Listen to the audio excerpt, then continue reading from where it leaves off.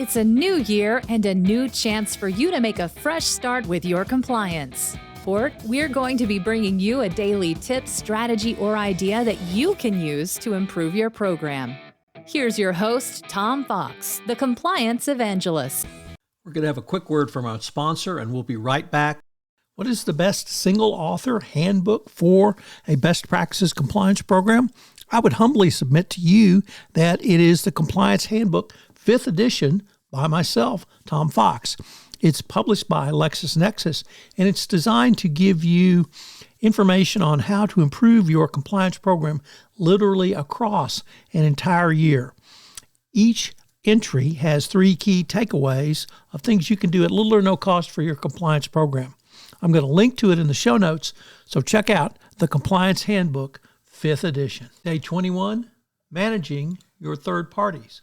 The building blocks of any compliance program lay the foundations for a best practices compliance program. For instance, in the life cycle management of third parties, most compliance practitioners understand the need for business justification, questionnaire due diligence, its evaluation, compliance terms and conditions, and management.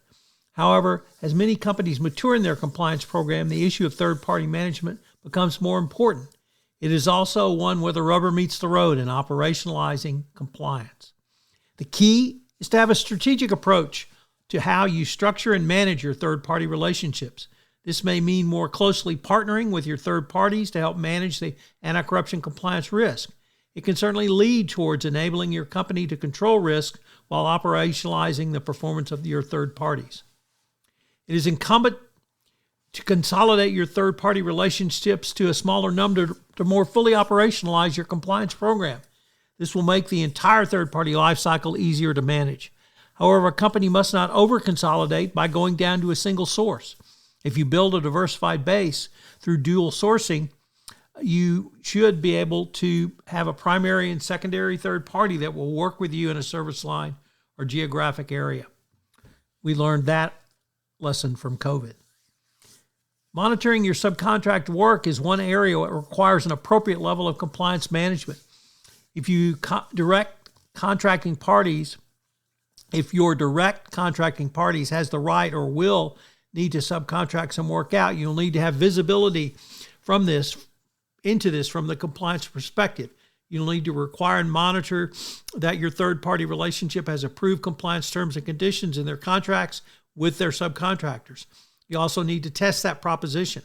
In other words, you must trust, then verify. Legal protections. This is where your compliance legal terms and conditions come into play. Consider a full indemnity if your third party violates the FCPA and your company is dragged into an investigation because of the third party's actions. Such an indemnity may not be worth too much, but if you do not have one, there is no chance to recoup any of your legal or investigative costs. Another important clause is that any FCPA violation is a material breach of contracts. This means you can legally, under the terms of the contract, terminate it immediately with no requirement for notice and cure. Once again, you may be somewhat constrained by local laws, but if you do not have this clause, you will have to give written notice and an opportunity to cure. This may not satisfy the DOJ or SEC during the pendency of an investigation.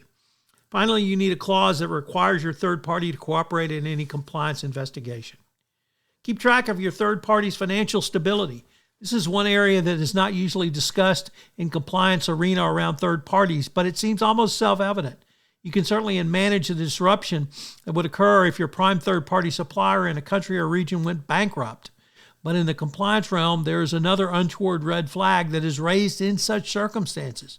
Those third parties under financial pressure may more easily be persuaded to engage in bribery and corruption than third parties that stand on a more solid financial footing. You can do this by a simple requirement that the third party provide annual audited financial statements. Formalize incentives for third parties. One of the key elements for any third-party contract is compensation. If the compensation rate is too high, it could create a very large pool of money that could be used to pay bribes. It is mandatory that your company link commission or payments to the performance of the third party. If you have a long-term stable relationship, you can tie compensation into long-term performance, including long-term compliance performance. Moreover, this requires a third party to put some skin into the compliance game, so they have a vested financial interest in doing this correctly going forward. Auditing of third parties, critical to any compliance program and an important tool in operationalizing your compliance program. Auditing is a key way a company can manage a third-party relationship after the contract is signed, and one which the government will expect you to engage in going forward. It's not simply enough to have an audit clause, though. You actually have to do it. And you can't give them the excuse, well, my gosh, if we look for something, we'll probably find something. The days of being able to do that are long gone, and you must audit your third parties going forward. The bottom line is managing your third parties is where the rubber meets the road in the operationalizing of your compliance program, and it's something that the DOJ will look most closely into in any enforcement action. So what are today's 3 key takeaways? Number 1, have a strategic approach to your third-party risk management. Number 2, rank third parties based upon a variety of factors, including compliance and business performance, length of the relationship, benchmarking metrics, and KPIs for ongoing monitoring and auditing. And number 3, managing the relationship is where the real work begins. I hope you'll join me tomorrow for day 22, where we take a look at levels of due diligence. I know you'll enjoy tomorrow's episode.